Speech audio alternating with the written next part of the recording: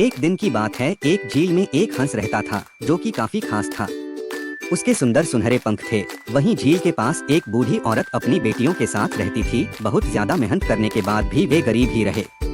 एक दिन हंस ने सोचा, शायद मैं हर दिन एक सुनहरा पंख दे दूं ताकि ये महिलाएं इसे बेच सकें और जीने के लिए पर्याप्त पैसा हो।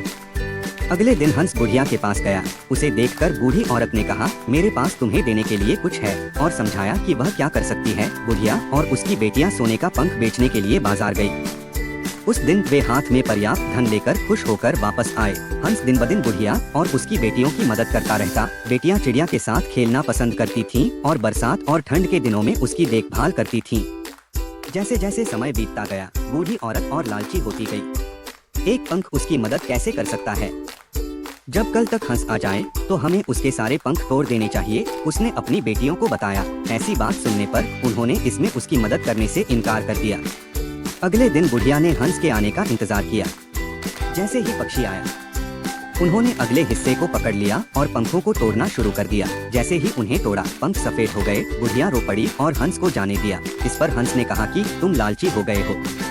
जब तुमने मेरी इच्छा के बिना मेरे सुनहरे पंख तोड़ दिए तो वे सफेद हो गए। इतना कहकर हंस गुस्से में वहाँ से उड़ गया, फिर कभी नहीं दिखाई पड़ा।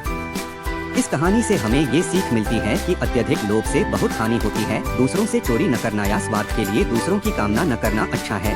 Thanks for watching, like, subscribe and share.